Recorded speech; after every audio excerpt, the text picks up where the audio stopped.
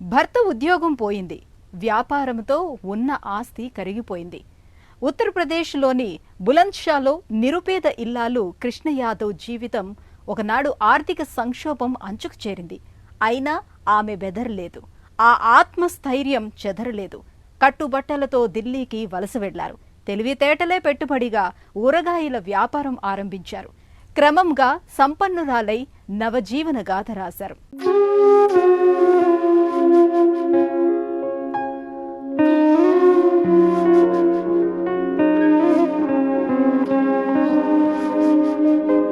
కాయగూరలు అమ్మిన ఓ సామాన్య మహిళ కృష్ణ యాదవ్ నేడు వ్యాపార సామ్రాజ్యానికి మహారాణి. ఉత్తరాదిన రోడ్డు పక్క కూరగాయలు విక్రయించిన ఆమె సాహసాలను స్వాగతించి సవాళ్లకు జవాబు చెప్పారు. పరిస్థితులకు అనుగుణంగా తనని తాను తీర్చిదిద్దుకున్నారు, విజేతగా మారారు. కూరగాయలను వృధాగా పారవేయకుండా వాటితో ఊరగాయ పచ్చళ్లు చేసి సిరులు పండించుకుంటున్నారు. నిబద్ధత, అంకితభావంతో తన రాత తనే రాసుకొని వందలాది మహిళల జీవన రేఖగా మారారు.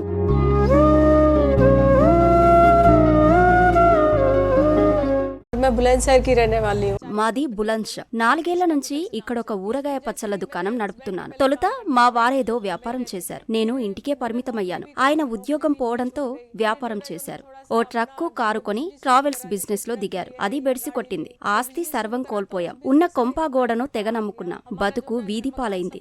అప్పుడు నేను మన కష్టాన్ని చూసి జనం జాలితో ఏవేవో అడుగుతుంటారు. వేటికి జవాబు ఇచ్చే పని లేదు. ముందు మనం ఇక్కడ నుంచి వెళ్లిపోవాలని మా వారితో అన్నాను. ఢిల్లీ బయలుదేరే ముందు బులంద్షాలో అప్పు చేసి 500 తెచ్చి ఆయన చేతిలో పెట్టాను. 500 रुपए उधार लेके दिए मैंने जब दिल्ली आए. కృష్ణ ఉత్తరప్రదేశ్లోని దౌలత్పూర్లో పుట్టారు.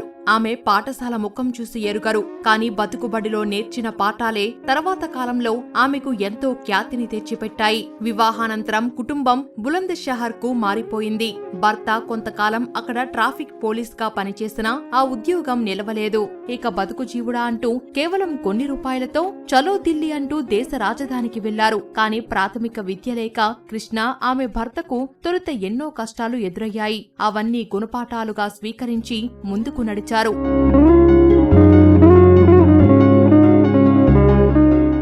हम बुलंदशहर के रहने वाले हैं. बुलंदशहर में నేను గోవర్ధన్ సింగ్. స్వస్థలం బులంద్షా. ఏం మిగిలింది మాకు? ఉన్న కొద్దిపాటి భూమి అవసరాలకు సరిపోలేదు. అప్పుడు నా భార్య కృష్ణ ఓ ప్రతిపాదన నా ముందుంచింది. మనం మరో చోటికి వెళ్లిపోదాం, భూమిని కౌలుకు తీసుకుని కూరగాయలు పండిద్దాం, వచ్చిన ఆదాయంతో పిల్లల్ని చదివిద్దామంటూ నన్ను ఒప్పించింది. నేను అంగీకరించాను. 500 రూపాయలు అప్పు తీసుకుని ఢిల్లీ వెళ్లాం. కూరగాయలు పండించాం. తర్వాత క్యారేజ్, క్యాబేజీ, ముల్లంగి లాంటివి పండించాం. మేము జీవించటమే కాక మరికొందరికి పని కల్పించాం.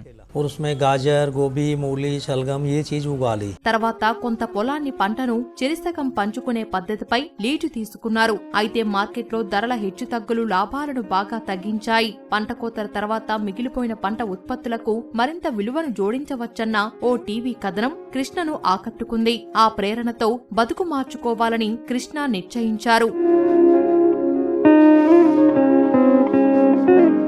दूरदर्शन का एक प्रोग्राम आता था किसान भाइयों के लिए. ఓ రోజు టీవీలో పండ్లు కూరగాయల శుద్ధి కార్యక్రమం వచ్చింది. అది నా భార్య కృష్ణకు స్ఫూర్తినిచ్చింది. తన అమ్మమ్మ పెట్టే క్యారెట్ ఊరగాయను జ్ఞాపకం చేసుకుంది. ఒట్టి క్యారెట్, క్యాలీఫ్లవర్ పంటలతో లాభం లేదనిపించి ఢిల్లీలో నజాఫ్గఢ్ కృషి విజ్ఞాన కేంద్రాన్ని సంప్రదించాం. కేంద్ర డైరెక్టరు మా వ్యవసాయ క్షేత్రాన్ని చూశారు. క్యారెట్, క్యాలీఫ్లవర్, ఉసిరికాయలతో ఊరగాయ పచ్చల తయారీని నేర్పారు. నేను ఓ సైకిల్ పై 5 కిలోగ్రాముల ఊరగాయ పెట్టెలు పెట్టి నజాఫ్గఢ్ మార్కెట్ లో ఓ పచ్చల దుకాణానికి వెళ్లాను. लेके गए अचारों की दुकान पे. కృష్ణ ఢిల్లీ కృషి విజ్ఞాన కేంద్రంలో చేరి ఊరగాయ పచ్చళ్లు, అల్లం మురబ్బా తయారీలో శిక్షణ పొందారు. తనకి ఉన్న స్వల్ప పరిజ్ఞానంతోనే మార్కెట్ ను అంచనా వేశారు. కాని అయితే పచ్చళ్ల వ్యాపారంలోనూ కొన్ని సవాళ్లు ఎదురయ్యాయి. చలివేంద్రంలో పచ్చళ్ల శాంపిల్స్ అందించాలన్న ఆలోచనే ఆమె వ్యాపార విజయ రహస్యం కావచ్చు.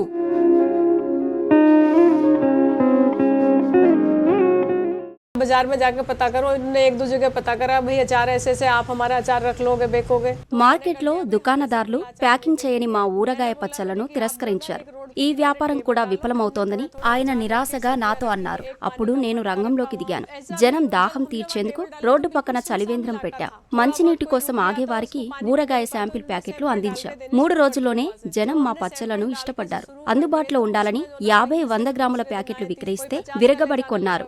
విక్రయాలు పెరిగాయి. తొలి ఏడాది 20 కిలోగ్రాములే అమ్ముడుపోయాయి. అయితే 4-5 ఏళ్ల దాకా అదే చోటు నుంచి విక్రయించాం. 4-5 साल तक जितना अचार बनाती थी उतना अचार सारा बिक जाता था वहीं से. భర్త పెద్ద కుమారుని సాయంతో కృష్ణ తన ఉత్పత్తులను విస్తరించారు. నల్ల ద్రాక్షతో ఆరంభించి ఆపై మామిడి, పండు మిరప, నిమ్మ పచ్చళ్ల ఉత్పత్తులను ప్రవేశపెట్టారు. నానాటికి పచ్చళ్లకు గిరాకీ పెరుగుతోంది. అప్పుడు కృష్ణ 5 అంతస్తుల భవనంలో సొంత కర్మాగారాన్ని నెలకొల్పారు. 250 ఉత్పత్తులతో వ్యాపారాన్ని విస్తరించారు. ఆమె ఊరగాయల వ్యాపారం వార్షిక టర్నోవర్ 500 కోట్ల రూపాయలని ఓ అంచనా. तो हमने कंपनी बनाई श्री कृष्णा पिकल्स नाम की. లైసెన్స్ సాధనలో సవాళ్లను దాటి శ్రీకృష్ణ పికిల్స్ పేరుతో దుకాణం ఆరంభించా. మొదట 2 నుంచి 4 రకాల పచ్చళ్లే తయారు చేశాను. తర్వాత క్రమంగా సంఖ్య పెంచుతూ 152 ఉత్పత్తులను తీసుకొచ్చాం. వీటిలో పచ్చళ్లు, అల్లము రబ్బాలు, చట్నీలు, జామ్లు, జెల్లీలు, జ్యూస్లు, ఉసిరికాయ ఆధారిత ఉత్పత్తులున్నాయి. ముందు మా ఇంట్లో నేనొక్కదాన్నే ఈ పని చేశాను. తర్వాత మా వారు, పిల్లలు పూర్తిగా సహకరించారు. ఆయన మార్కెటింగ్ చూశారు. ఇవాళ వేలాది స్త్రీ పురుష శ్రామికులు మా సంస్థలో పనిచేస్తున్నారు. గిరాకీ పెరిగిన కొద్దీ విస్తరిస్తూ వివిధ ప్రాంతాల్లో శిక్షణ కార్యక్రమాలు నిర్వహిస్తున్నాం. जगह जगह जैसे ट्रेनिंग होती है. టీవీల్లో తలుక్కున మెరవాలని, కనీసం ఒక్కసారైనా కనపడాలని ఆమెకు చిన్నప్పుడు కలలుండేవి. కాని తర్వాత కాలంలో వ్యాపార విజేతగా ప్రపంచమే ఆమెను గుర్తించింది. వరించిన అనేక పురస్కారాలే ఇందుకు నిదర్శనం. కృషి పండితులు ఆచార్య ఎన్జీ రంగా ఫార్మర్ అవార్డు, అత్యుత్తమ నారీ పురస్కారం లభించాయి. సంకల్పముంటే ఏదైనా సాధించవచ్చని ఆమె నిరూపించారు. సామాన్య కూరగాయల వ్యాపారి వ్యాపారవేత్తగా ఎదిగిన క్రమం నిండు స్ఫూర్తిదాయకం. इसमें मेरे को अवार्ड भी काफी मिले हुए. నా కృషిని గుర్తిస్తూ అనేక అవార్డులు వచ్చాయి. వాటిలో ఛాంపియన్ అవార్డు, ప్రధాని చేతుల మీదుగా ఆచార్య ఎన్జీ రంగ పురస్కారం పొందాను. రాష్ట్రపతి నారీ శక్తి పురస్కారంతో సత్కరించారు. ఇటీవల రిపబ్లిక్ డే సందర్భంగా యూపీ రతన్ పురస్కారం వచ్చింది. ఈ పురస్కారాలు నా ఒక్కదాని కృషి మాత్రమే కాదు, ఇందులో పనిచేస్తున్న శ్రామిక మహిళలందరికీ భాగముంది. ऐसे ही काम करती रहे तो ये पूरी देश का सम्मान है.